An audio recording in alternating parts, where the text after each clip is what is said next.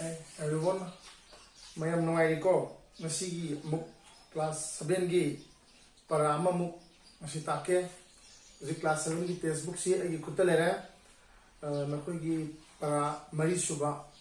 the fourth lesson of class 7 textbooks ko class 7 gi textbook singi mamung da English reader masi gi mari suba lesson a great leader of the oppressed and downtrodden have sigi si para si matang da khara khoi minaraga yengsi hai ba para si maming si manipur da atham ta han haige achobulu sing ba a great leader having of the oppressed the opine biraba and the downtrodden the namthabi ro kambugi sumaina khangsi para si maming je adu aita ke di hojik akhoi bharat Bharat HYBE lump पुन बसे मसी कोई जाति कयाना खुंदाबा लमदम कयाना पुनसिलगा same मफम अमनी हाइबा मफम मसदन लेरमिबा मियाम जे मसी जाति मानदबा मागी धर्म मानदबा मरम मोदुना अवांब थाक्ते लई हाइदना खनबा चोव जाति गी मियोसिंगना जाति हमदबा अनेमने हना खन मियोसिंग जिदा ओटपी ने बिबा अमांग सिंग खाइबा अशने सिंगबगी चनबी सिंग लेरमी हाई बसी कोई की पिक लेवल अंदर मणिपुर हाई बस स्टेट अशिदा सुदमक लेरमी अदुगुम्बा ओपी ने बिरवा कांगबु दुगी दमक्ता इसंग थौना थौना इना चोंथोरखिबा अदुगुम्बा मिसक अमगी मतंग दनी नसी कोइना परासी तमगदरी बसी मिसक अदुना अदुगुम्बा ओपी ने बिबदुगी मायोक ते लेपगा लोइनना मागी जाति की मियोइ सिंबो कोई मानव था अमदा अवाम था की मियोइ सिंगा मानव था अमदा पुखत्खिबा मिसक अमनी हाइबा लुसिंग बदोतै कनासु नते हौजि अखोइना व्हाइट बोर्ड तो उदुना लेरिबा बी.आर. अंबेडकर हाइबसि अदुना परासिगी मरुइबा खोइगी कैरेक्टर ओइरिबा बी.आर. अंबेडकर सिगी मताना खै खरा खंगमा मथौ ताइ अदुना मागी मतांग सिदा अखोइना टेक्स्ट बुक की परारोम द संक्षिम जिंगाइदा मागी हिस्ट्री है तरह को मागी बायोग्राफी है तरह कोई खंतो मिनसी अदुगा परासी खुना तंगदिबा परासे बायोग्राफी मन हाइबदी मी अमगी पुंसिगी मरमदा कनागुमा मियो एमना इबा अदुगुम्बा वारी मनी बायोग्राफी तो बायोग्राफी है कोई खंगरे मसाला इजदोइन को एकोन खंगे बी.आर. अंबेडकर सी माय असंग ममिंगदा बीना भीमाराव आर रामजी अंबेडकर जी मानरे को अदुगु मासी मयामना याम पॉपुलरली याम फजना खंगनबा अदुगा फेमस होइना खंगनबा अदुगा नुक्सीना खंगनबा ममिंगदि बाबा साहेब अंबेडकर को एकोइना Gandhi ji the father of the nation पी अदुगा एकोइना मणिपुर दा केनोदा इरा हिजम इराबोता एकोइना नेता इराबो हाइदु पी बसिंगना मयामना नुक्सीना पिबा मिंथोनी अंबेडकर ना तोरंबा मरुइ बाइकोइना थबक अनिखक खंगबा याय तौरीबा थबक सिंगी मन द पार्टी हेन सिंथा ने याब थबक अनिखक माजी कनानो हाइना मसक तानपा अहान बिद माजे खोना खंगदुइजे लीडर ऑफ द दलित्स नसागी दलित्स दे हंदब थाक्तले मियोय कांबुदो अदुगी मान लुसिंगबो जे मान मैराज पाय सत्तोय अमम मनसु मयाम जी अंगान लंबी थीने ना को पंतुंग योना बा अदुगा अनिसु बगा 1947 दा भारत ब्रिटिश तगी मिंग तमनो मतुंगा इहान हानबा भारत की मसाना लेंगा चबा लेबागम ओइरोम मतमदा इहान हानबा भारत की आइन की मिनिस्टर लॉ मिनिस्टर को कोइना चनरिबा चनल लोच सिंग असे मसिगी इहान हानबा फंगाइबा मिनिस्टर जी मान ओइगी 1947 दगिना 1950 के वानबो ओइगी मा सिरमदा बो ओइसि को मा करम मतम दि पोखी सिरियारा born when did Ambedkar born ko sidalera 14 April 1891 Mahau Central Provinces harim pomsda poki haribsi British na palingeda British India hariba British na asda hai jedu gini ko British na palingeda adi mafam ja pokoni hojipudi hariba mafam si kraidalera Madhya Pradesh hariba Bharat ke achova state si man leoba mafam mani mas sigi bazina ko D.I.E.D. died. Masigi was 6 December 1956. हाइबा सही सिगी मसागी सही हुंफुगा मंगा सुबदा सिबनी कराइदा सि Madhya Pradesh Pozzo Delhi the सि new Delhi the को कइदो बदगी मा सिगी no Masai सही हुंफुमा दंग न सिनी को कहीं नंबर मोरगा सिनो तो तंग यंजी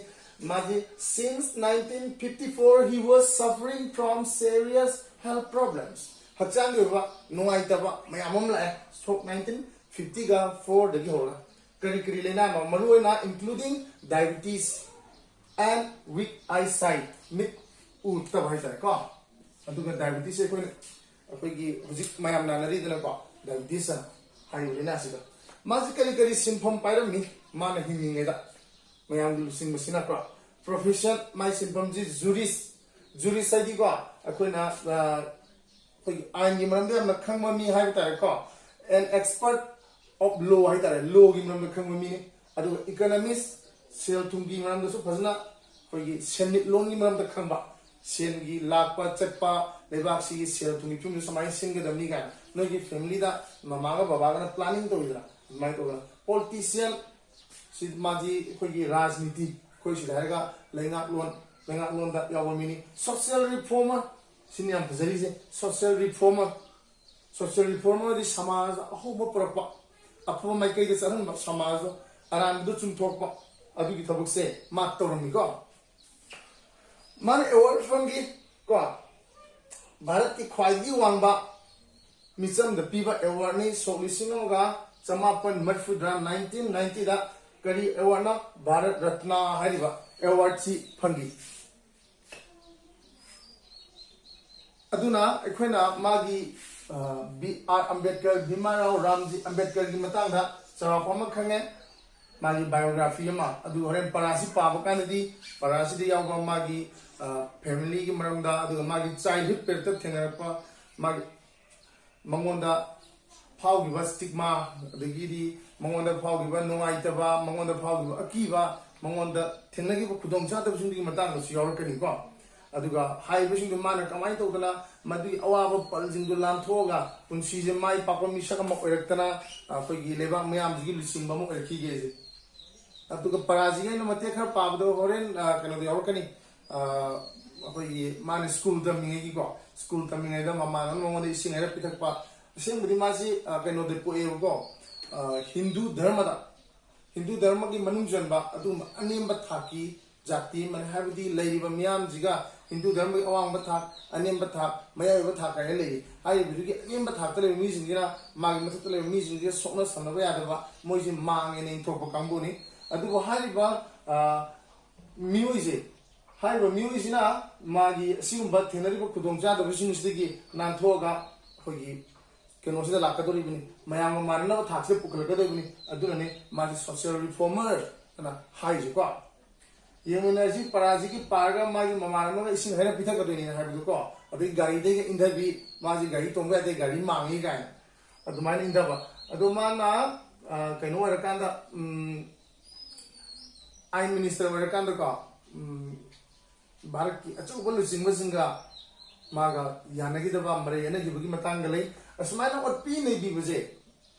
mago man thaba jati gi miyo jinga ko और पी नहीं दी विजिट का मसीदगी माना नो आई मंदा दना माजी अरोय बददी करी ओनगी बौद्ध धर्म लोगी बुद्धिस्ट ओनगी को मा सीर बौद्ध माजी बौद्ध धर्म की चलबी मतुंगिना अदुगी दना मागी लोशिनबगी मागी क्रिमिनेशन की फिल्म दो अदुबुक्ता अदुगी धर्म दना चलबी दा तौगी यामना कोइना अदुम मागी पुंसी वारी पारगदी खोइदसु यामना करी तो इंस्पायर तौबा याबा अदुम मखगी वारी money ngasi biography with para Bhimarao Ramji Ambedkar Makhadi textbook to yenji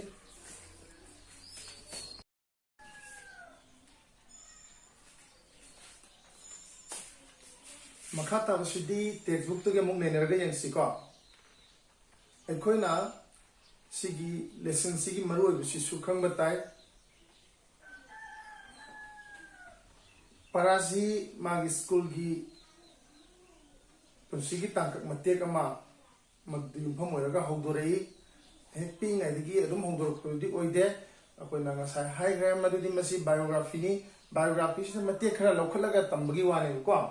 Paraji Khuna Hojik Nogidior, a great leader of oppressed and the downtrodden Haiba Paraza. Masi Equina Karigi Tamdorino, Parazi Tamba, Loro Matunda Equina Masiki Lotion, they have a Gans in Gina Karikarino, Haido, Benkaminazi, Aham, the Queen of Parazi, Paminazi Punaka, Paminaraga, Queen of Martaki, Kui Wakalda, Loksha, whatever, Masam Masia, Cindy, Magic Canano, who, when Karamganda Poki, where Mapong Kadai Poki, Aduga what? Sisnia Marus, Siga Canano, Karitormi.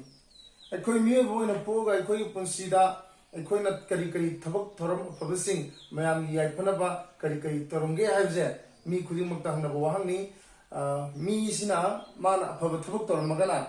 ꯃꯥꯒꯤ ꯍꯛꯆꯥꯡꯁꯤꯅ ꯇꯥꯏꯕꯪ ꯄꯥꯟꯕꯁꯦ ꯊꯥꯗꯣꯛꯑꯒ ꯆꯠꯈ꯭ꯔꯒꯁꯨ ꯃꯥꯅ ꯇꯧꯔꯝꯕ ꯑꯐꯕ ꯊꯕꯛꯇꯨꯅ ꯑꯗꯨꯃꯛ ꯂꯩꯍꯧꯔꯒꯗꯤ ꯃꯥꯁꯤ ꯁꯤꯕ ꯅꯥꯏꯗꯦ ꯑꯃꯣꯔꯅꯤ ꯍꯥꯏꯅꯔꯤꯕꯅꯤ ꯑꯗꯨꯅꯤ ꯑꯩꯈꯣꯏꯅ ꯆꯍꯤ ꯈꯨꯗꯤꯡꯒꯤ ꯑꯦꯄ꯭ꯔꯤꯜꯒꯤ ꯇꯥꯡ 12ꯗ ꯃꯔꯩꯕꯥꯛ ꯃꯔꯝꯗ ꯃꯖꯥꯇꯤꯒꯤꯗꯃꯛ ꯀꯠꯊꯣꯛꯈ꯭ꯔꯕ ꯏꯄꯥ ꯏꯄꯨꯁꯤꯡꯒꯤ ꯃꯅꯤꯄꯨꯔꯤꯁꯤꯡꯒꯤꯗꯃꯛꯇ ꯈꯣꯡꯖꯣꯝꯗ ꯇꯔꯄꯟ ꯀꯠꯂꯤꯕꯀꯣ ꯑꯗꯨꯒ ꯑꯃꯨꯛꯁꯨ ꯆꯍꯤ ꯈꯨꯗꯤꯡꯒꯤ ꯑꯩꯈꯣꯏꯅ ꯃꯍꯥꯠꯃꯥ ꯒꯥꯟꯙꯤꯒꯤ 2 ꯑꯣꯛꯇꯣꯕꯔꯗ ꯃꯥꯒꯤ ꯃꯄꯣꯛ ꯅꯨꯃꯤꯠ ꯄꯥꯂꯟ ꯇꯧꯔꯤꯕ ꯁꯤꯕ ꯅꯥꯏꯗꯦ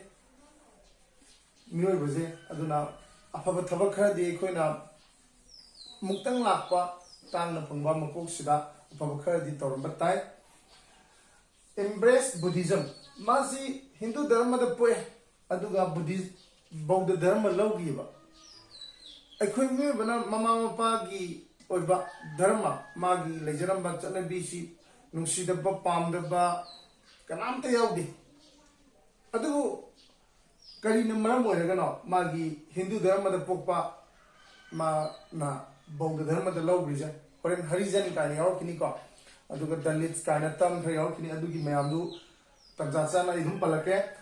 ꯃꯥ ꯕꯧꯗ ꯙꯔꯃꯗ ꯂꯧꯒ꯭ꯔꯤꯅꯤ ꯀꯔꯤꯒꯤ ꯕꯧꯗ ꯙꯔꯃ ꯂꯧꯒ꯭ꯔꯤꯅꯣ ꯍꯥꯏꯗꯣ ꯑꯗꯨꯅꯦ ꯑꯩꯈꯣꯏꯅ ꯁꯤꯗꯩ ꯈꯪꯗꯣꯏꯁꯤ ꯏꯁꯥꯅ ꯊꯤꯖꯁꯤꯀꯣ ꯕꯧꯗ ꯙꯔꯃ ꯂꯧꯒ꯭ꯔꯤꯁꯤꯒꯤ ꯃꯔꯝꯗꯤ ꯁꯨꯃꯥꯏꯅ ꯑꯩꯈꯣꯏꯒꯤ ꯍꯤꯟꯗꯨꯒꯤ ꯑꯅꯦꯝꯕ ꯊꯥꯛꯇ ꯄꯣꯛꯄ ꯃꯤꯑꯣꯏꯁꯤꯡꯕꯨ ꯑꯋꯥꯡꯕ ꯊꯥꯛꯇ ꯄꯣꯛꯄ ꯖꯥꯠ ꯀꯥꯡꯕꯨꯅ ꯇꯥꯊꯤ ꯇꯥꯑꯣꯏꯅ ꯇꯧꯕ ꯁꯣꯛꯅ ꯁꯝꯅꯕ ꯌꯥꯗꯕ ꯃꯗꯨꯒꯤ ꯅꯨꯡꯉꯥꯏꯇꯕ ꯋꯥꯈꯜꯁꯤꯡꯗꯣ ꯃꯗꯨꯗꯒꯤ ꯅꯥꯟꯊꯣꯛꯄ ꯉꯝꯅꯕꯅꯦꯕꯀꯣ ꯑꯗꯨꯒ ꯑꯍꯨꯝꯁꯨꯕꯗ ꯑꯩꯈꯣꯏꯅ ꯈꯪꯗꯣꯏꯁꯤ ꯄꯔꯥꯁꯤꯗ ꯌꯥꯎꯕ ꯑꯩꯈꯣꯏꯅ ꯇꯝꯕ ꯌꯥꯕ ꯃꯣꯔꯦꯜ ꯂꯦꯁꯟ ꯑꯩꯈꯣꯏꯅ ꯂꯧꯁꯤꯟꯕ ꯌꯥꯕ ꯂꯧꯁꯤꯟ ꯃꯉꯣꯟꯗꯒꯤ ꯑꯩꯈꯣꯏꯅ ꯂꯧꯁꯤꯟꯕ ꯌꯥꯕ ꯃꯉꯣꯟꯗꯒꯤ ꯑꯩꯈꯣꯏꯅ ꯇꯝꯖꯕ ꯍꯧꯕ ꯌꯥꯕꯁꯤ ꯀꯩ ꯁꯤꯃꯅꯤ ꯀꯣ ꯑꯩꯈꯣꯏꯅ ꯃꯉꯣꯟꯗꯒꯤ ꯇꯝꯖꯍꯧꯕ ꯌꯥꯕꯁꯤ ꯃꯤꯒꯤ ꯚ꯭ꯌꯨ ꯍꯥꯏꯕꯗꯨꯅꯤꯀꯣ ꯁꯥꯔꯒꯤ ꯑꯣꯏꯕ ꯚ꯭ꯌꯨꯗꯗꯤ ꯑꯩꯒꯤ ꯑꯣꯏꯕ ꯚ꯭ꯌꯨꯗꯗꯤ ꯀꯅꯥꯒꯨꯝꯕ ꯃꯤꯑꯣꯏ ꯑꯃꯅ ꯂꯥꯏꯔꯤꯛ ꯂꯥꯏꯁꯨꯒꯤ ꯃꯉꯥꯜ ꯅꯤꯡꯊꯤꯅ ꯐꯪꯂꯕ ꯃꯇꯨꯡꯗ ꯂꯧꯁꯤꯡ ꯒ꯭ꯌꯥꯟꯗꯤ ꯐꯖꯅ ꯂꯩꯔꯕ ꯃꯇꯨꯡꯗꯗꯤ ꯀꯩꯗꯧꯔꯛꯄ ꯉꯝꯃꯤ ꯃꯥꯅ ꯊꯦꯡꯅꯔꯛꯄ ꯑꯋꯥꯕꯁꯤꯡꯗꯨꯅ ꯃꯗꯨꯅ ꯄꯥꯝꯕꯩ ꯑꯣꯏꯔꯒ ꯃꯥꯏꯊꯤꯕꯁꯤꯡꯗꯨꯅ ꯄꯥꯝꯕꯩ ꯑꯣꯏꯔꯒ ꯃꯈꯥ ꯇꯥꯅ ꯁꯥꯡꯅ ꯆꯠꯂꯤꯕ ꯄꯨꯟꯁꯤꯒꯤ ꯂꯝꯕꯤꯁꯤꯗ ꯃꯥꯅ ꯃꯗꯨꯅ ꯆꯩꯁꯨ ꯑꯣꯏꯔꯒ ꯃꯗꯨꯅ ꯈꯨꯠꯂꯥꯏ ꯑꯣꯏꯔꯒ ꯃꯗꯨꯅ ꯃꯉꯣꯟꯗ ꯄꯥꯡꯒꯜ ꯁꯛꯇꯤ ꯑꯣꯏꯔꯒ ꯆꯠꯂꯀꯥꯟꯗꯗꯤ ꯃꯥꯒꯤ ꯖꯥꯇꯤꯗꯨꯒꯤ ꯃꯥꯒꯤ ꯏꯃꯨꯡ ꯃꯅꯨꯡꯒꯤ ꯃꯥꯒꯤ ꯅꯨꯡꯁꯤꯖꯕ ꯃꯤꯁꯤꯡꯒꯤ ꯃꯥꯒꯤ ꯑꯅꯛꯄ ꯃꯤꯁꯤꯡꯒꯤ ꯃꯥꯒꯤ ꯖꯥꯇꯤꯗꯨꯒꯤ ꯂꯝꯗꯝꯗꯨꯒꯤ ꯂꯩꯕꯥꯛꯇꯨꯒꯤ ꯀꯩꯗꯧꯕ ꯀꯥꯟꯅꯅꯕ ꯇꯧꯕ ꯉꯝꯃꯦꯕꯀꯣ ꯑꯐꯕ ꯑꯣꯏꯕ ꯉꯝꯃꯦꯕ ꯑꯗꯨꯅ ꯑꯩꯈꯣꯏꯅ ꯃꯉꯣꯟꯗꯒꯤ ꯁꯤꯒꯤ ꯂꯦꯁꯟꯁꯦ ꯇꯝꯒꯗꯕꯅꯤꯀꯣ ꯑꯩꯅ ꯀꯅꯥꯒꯨꯝꯕ ꯃꯤꯑꯣꯏ ꯈꯔꯒꯤ ꯏꯔꯩꯕꯥꯛꯀꯤ ꯏꯔꯝꯗꯝꯒꯤ ꯖꯥꯇꯤꯒꯤ ꯏꯃꯨꯡ ꯃꯅꯨꯡꯒꯤ ꯑꯩꯒꯤ ꯅꯨꯡꯁꯤꯖꯕ ꯃꯤꯁꯤꯡꯒꯤꯗꯃꯛꯇ ꯇꯧꯕ ꯉꯝꯕ ꯊꯕꯛꯁꯤꯡꯗꯣ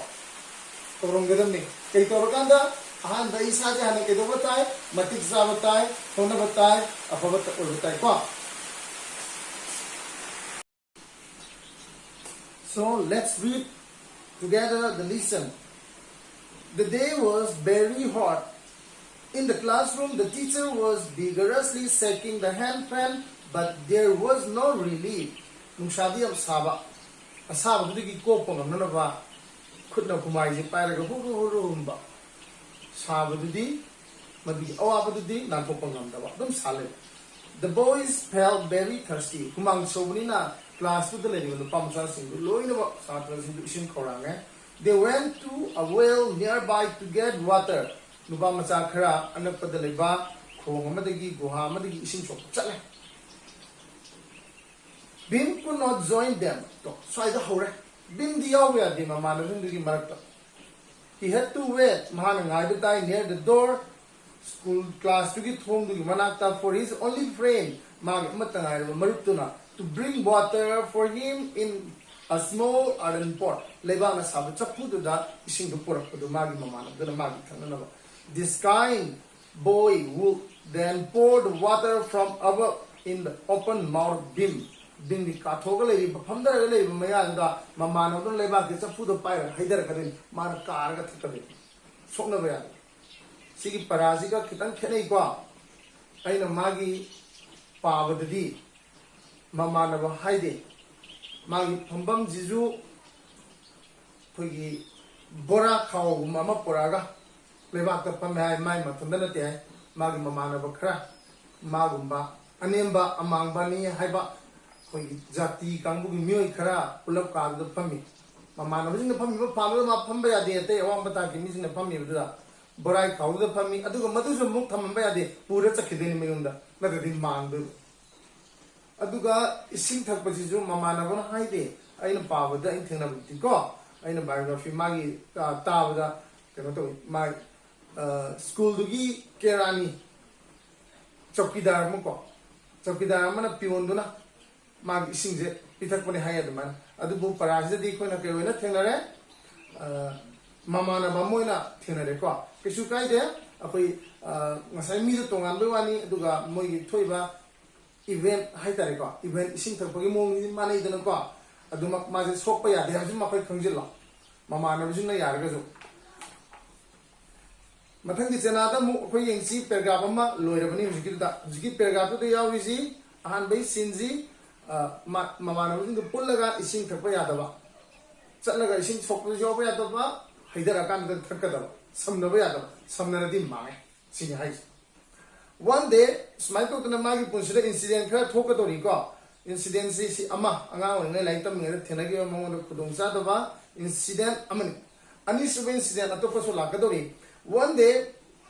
Bhim and his brother were on the way to Gurgaon to meet their father. Moigi mapa unanaba magi apokpa si unanaba noma chale karai da Gurgaon ai mapam sida magi mayam bo loina na ko maji machimana tara mari ki manu ga kwadi ki atun ban oh pana popo machimana tara mari ki manu ga kwadi ki atun ba anga ni ko. It was noon madu numit chabi ban saw matam orami and the way was long sali lambi du yam sang.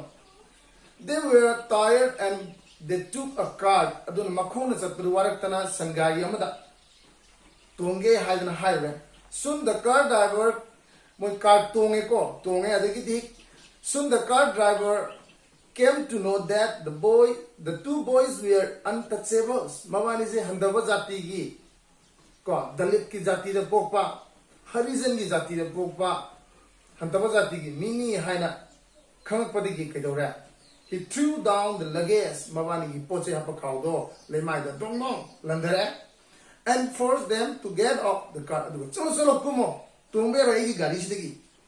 Nui da mango jati ni chalo mi ure de gari se mango tare karam tumbero na bani kumo ayra. Mapo mche yaw mabani indare landare.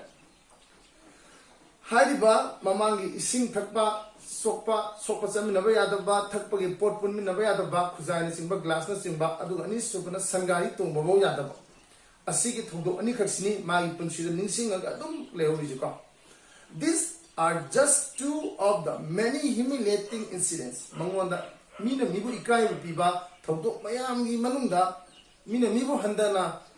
yengba miyengi thodok mayam gi manungda sukna gi thodok ni khattani man singthari ko. Incidents that took place in the life of one of the great leaders of free India ning tamlaba Bharat ki B.R. Ambedkar gi punsida thokiba angang oingai gi kaungomdraba thodok ani khani thodok mayam amagi manungda. Bhima Rao was born on April 14, 1891 in a tent of the military headquarters of Mahau in central India. Nasai hai magi pokpham maduda khanba Dambur mapaji moi family se lamini ko moi mapaji adugi Dambur man mapoi Dambur na sabi mam ko. Both his grandfather and father served in the British army. British ki lami hoina sipai hoina thabak tawani with distinction from Chawna ko moina pai ba from ji di khra dum chawa. His family moved from place to place because of the various transfers. Horen kani मोगी family से करी गिनो मफम दे गाइतन चलीजे करी ने हारे थबक तुगी posting Hong सुन चटको थबक तो मी सिंगिदी मफम जी posting से ट्रांसफर तो भाइदना अखोई मतम खरा खरा कानरगा होंगिदना अदुना मरम मोरगा माचलमी Bhimarao Ramji Ambedkar and his first name from his mother Bhima. Bhimarao Ramji Ambedkar se magi ahanba maming Bhima hai se and second name magi anishu maming from father Ramji Sankapa. Ashdigi lo bane ba. Bhimarao hai maming sina mama Bhima dagi Ramji hai sina mapat Ramji Sankapal dagi lo ga thonba maming ni. He was a good and serious student. Mazi larik yam pharakpa तौरीब थबकता मपुकनी यम संगबा अदुम महिरोय अमक ओइले मसिना मरम ओरगा करी तोये many teachers like him oza singa mawu yam pamje maba ungsize and a teacher lent his surname maram maduna oza amana mawu nungsibu utpoina magi yumnatu mangonda pithomi Ambedkar haiba mingje hapire B.R. Ambedkar Bhimarao Ramji Ambedkar Bhiman Bhimarao habisina mama Bhima dagi aduga Ramji habisina mapa Ramji Sankapal dagi aduga Ambedkar habisina magi oza amana piba mingne ohumju punjal lakandani magi mamingje Bhimarao Ramji Ambedkar haidana tholeji ko to save the boy from the cruelties of casteism ngasai na habido jat manada singna Jat manada singi marta maruina awang bathaki missing anem bathaki missing bo or p ne bigi madudagi nan thopang namna ba haiba minthon ji mangon de pibani casteism has its evil effects on India for many years masi bharat na ning tam dringai digi le ning tam na matung bo dum chathagi there have been continued conflicts between the high and low caste people in India in Bharat Taleba awang ba thaki mizinga anem ba thaki mizingi marakta asigu machane na bachaye na ba khena bagi ofam jile rami B.R. Ambedkar was deadly against the evils of casteism adugumba aranba phattaba sajat sanalon adugi mayamte amna kanne yekki baje Bhimarao Ramji Ambedkar egi laise ma check mutpamatang yawko he was a very brilliant student yamna haithoi singthoi ba loksingam leiba appreciating his merit magi sigum apo magunsi koigi masida thagaba ponglo poina masibu sakhang boina the Maharaja of Baroda haiba sigi Maharaja ninthona sent him abroad for higher studies angang jimdi mangba de larigam phai and mapalam de lai tamji yen awang bathaki mai loksin gyan pangan jai na thabi he did his MA Master of Arts loisela from Columbia University in America की Columbia University दुका मसी की मतंगा आई कितन सेमगे मसी economist doctorate degree फंगमनी को sorry इगे economist doctorate degree को doctorate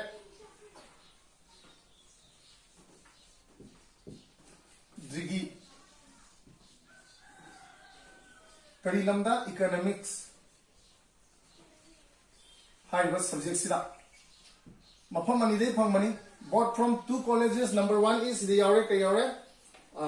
Sidiyaure Jiko Columbia University COL UMBIA Columbia University UNIVERSITY Ani subajna University amadi yamusu man chap mara phangi ko University ani digi man hariba khoi economics da doctorate degree phange ko amra the London School of Economics the London School of Economics like the simadi yaw da bani ko simana aina chile ni si khangjelo ha university ki masi phange awang bathaki mai phangaga labani ko there maphamada he also studied law man aintame and got his LLM and PhD degrees law ji ki awang bathaki mai phange LLB kamaga maji ko Coming back to India, masig matungda ma Bharat tahale mahin masing tambal oraga, he became a teacher of law. Adu aingi kozao oire and practiced quite successfully. Yamna mai pang na mana asigum thabak sing tore. Karaida law gi thabak sing paire. Karaida at the Bombay High Court hariba court asida. Bombay da High Court amada. He held meetings, mipam kamarum pangthoe, organized satyagrahas, aduga satyagrah mayam tore. And mobilize the oppressed people. Aduga mobilize to why the mayam do wakal pungi punji laga sagalaga singaga sepako mayam dano wakal on in piva. Nasagi koina sidiova social reformer ne namaz hadno ko social reformer ni have to sing matik da so to ni matik da jam to re aduna ne ayamuk samjan halak yam ko. Mobilize the oppressed people to protest against untouchability. Untouchability sona samnaba yadaba mangi haiba kambu zigoba mizing mana punsile. Mana go. Karigino man smai to risa. Utpa nebusingo maduda mazi noai kraba. Masina maram moidana mana magi kongloi mayama khome. Mana go. Adu masi mina miga ki marakta miga ki marakta khena batham baze lale haidna ma yo miya amama sagatore masi sagalaga maji sigi mathang dagi ni maji bauddha dharma logdi ji ko adu ki matang to hen adu den sathara ge mo. He wanted to put an end to the evil practice of casteism. Asigumba jat khaibagi chanabi aran base mana lo shimba palami. He was very much against the wrong idea of division between man and man to miga ki marakta leiba khenaba manadaba aranba the yumphong ba thawongje mane yaram de nemwang khaiji ko yam satini gelame mana. He thought that religion should be above all narrowness. Dharma ai biside siumba khu miyeng sing se masi thadok do gani masi yauroi do gani ani ko. He attended the second round table conference in London in 1931 as a representative of the oppressed people in India. Bharat da leiba, India da leiba, asigumba magumba hantaraba miyu kambu sibuni man oppressed people haiji. Mayam jigi mahut silaga mana mayam jigi miko oraga mihut oraga mana London da solution ma sama pen kunchaga mathe da pantopa mifam mamadi yawi. Ambedkar strongly demanded mafam da mana yam kana taksili a separate electorate makoi kisu tongan minute na thambiyo bharat ke lenga ti hon biyo haiduna for untouchables kana gidamba magumba handan na yengiraba or pine pibagi chaina ponglaba news bigi lenga da misam hon biyo haidni hai mogi amar reserve tor thambiyo. However, he had to accept adu mahak yabatai the reservation of seats for the untouchables inside the Hindu bloc in the Indian legislative bodies. Mana ningi mudu loi phangde adubu madu saruk am oina kedoba akoi reservation di sit khara kha ga thamba mafam khara ko kari gidama songna samnaba yado mi kambo adu gidama karaida Hindu bloc ta Hindu samaj gi manungda karida legislative bodies ain sembada leba na ko sigi matang sida akoi gi harijan na koi kanana Mahatma Gandhi aduga topa madu aduma kawai sapa Mahatma Gandhi sina harijan na piba akoi gi simba anemba thak pongthokpa pokpa kambu je ko madama yade man ain minister oi kandani ko adigi mo thore moina mammi no yaukani mammi dun hore makhagi last paragraph yaukani aduna ina sai ahan bagi he khawdo ko dai han mana barak ki lusing lusing gena gi bagi matang kar lei ana moida harijan na piba mi thore man yaning gi de ko gena gi Pandit Nehru admired him. Magi loksing gyan magi ko lenga lon degi chana lon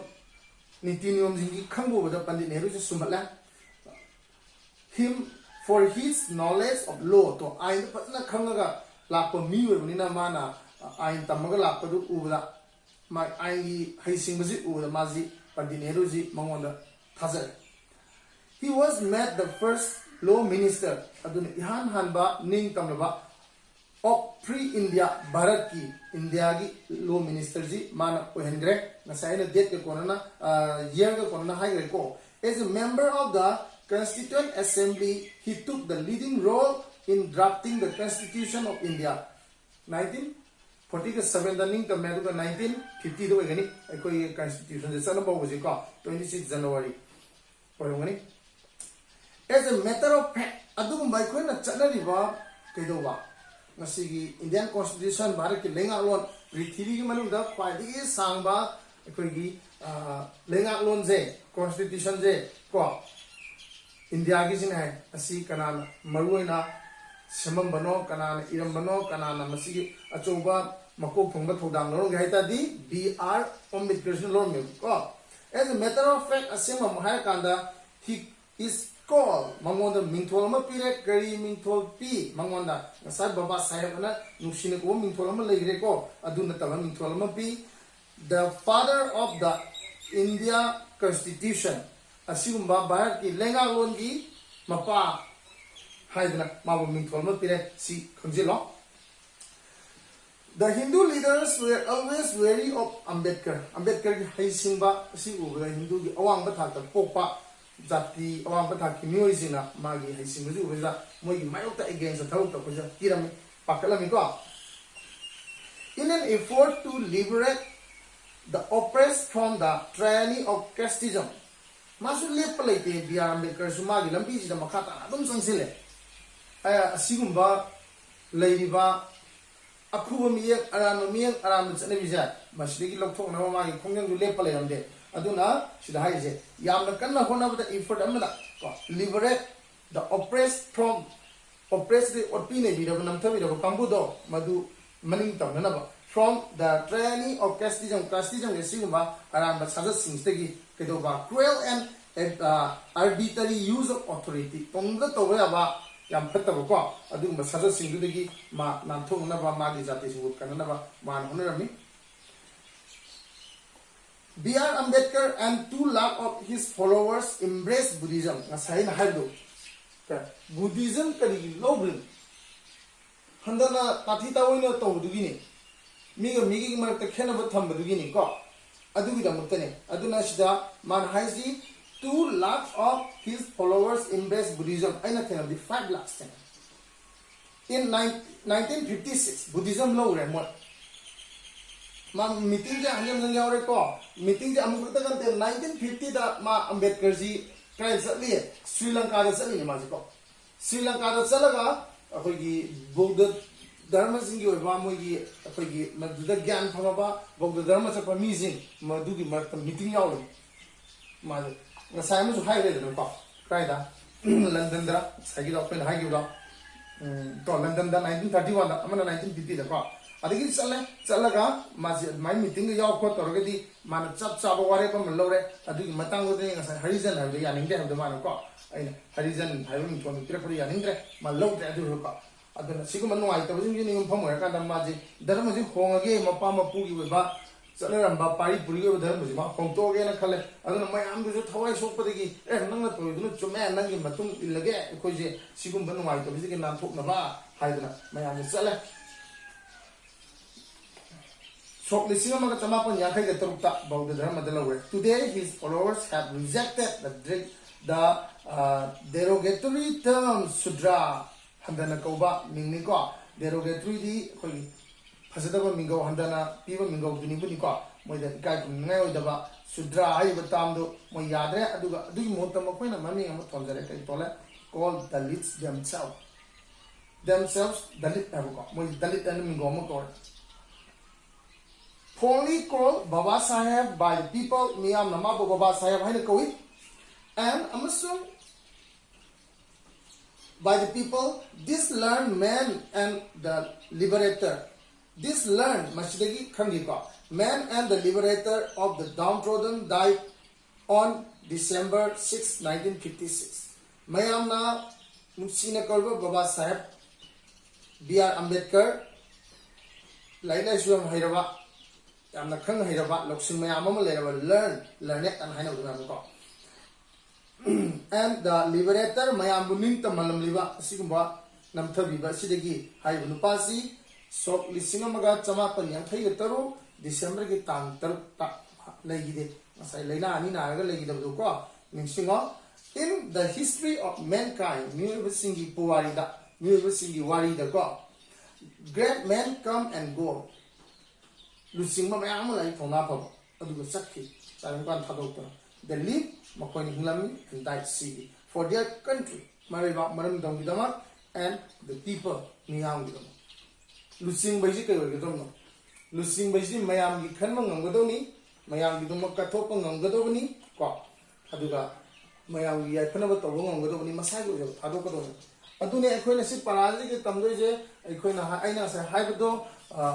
ꯑꯩꯈꯣꯏꯁꯨ ꯑꯩꯒꯤ ꯅꯨꯡꯁꯤꯖꯔꯕ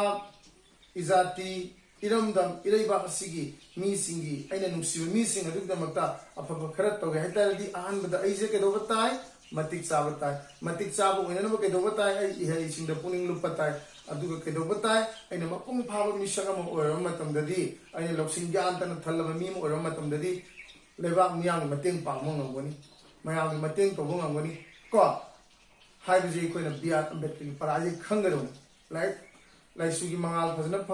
फंगबसु ngамद्रबा लौसिंग ग्या लौसुन ngамद्रबा अदुगा अदु अहेंब लौसिंग खoi उदगदि कमाना कनो तौबो ngambani mayangगी मतेंग पांगबदु ngambani को कोइना मालिंग चनरिबा चनलो जसिंग जु खंगबा ताइदना को करी कमाइन थोखिबा करी कमाइना होगिबा करी तरोगा माइ पाकपदु कमदौ होनर कांदा माइ पाकपदु फुंगंगे दो अखोइना पराज निदि खंगदोइनबा अदुना अखोइ मंगोदि तमजी अखोइगी नेमग्रबा जाति दिगे होमिजी मीजना होनबा लेप्त्रगदि मागी जाति मियाम दुगी याइफनबा तौबा ngami aduga chawraba भारत सिगी कॉन्स्टिट्यूशन सेमबदा माना लुचिंगबा ngami का यांगन लोहंगी माजु लोहंगबदि मागी फैमिली दु मा मसागी चही तरागा मरी दादा लोहंग माले पा नुपी ने चही मापल मु ओइदा अदुना मु अहेन बैदु तारे सुम वारी सा बैदुनी अदुगा मखा ताबा नखोगी क्वेश्चन एंड आंसर दि आई मथंगी वीडियो अमदा अमुक क्लिक ओना चैनल जिंग थागलके अदुगा नोय अमुक येमो अदुगा स्माइल तोरगा लेसन द डाइजेस्ट तोमिनजी याम थुना तापनि नको खोजु वाइ पेर अनि जंगना अहुम जंगना ताकदो मिनि मिफु मंगा यांखै ज लोइनो ताकद जंग वाइ अदुना साइजिदा टेंजन मिनाजी बाय याम नोय लेंगो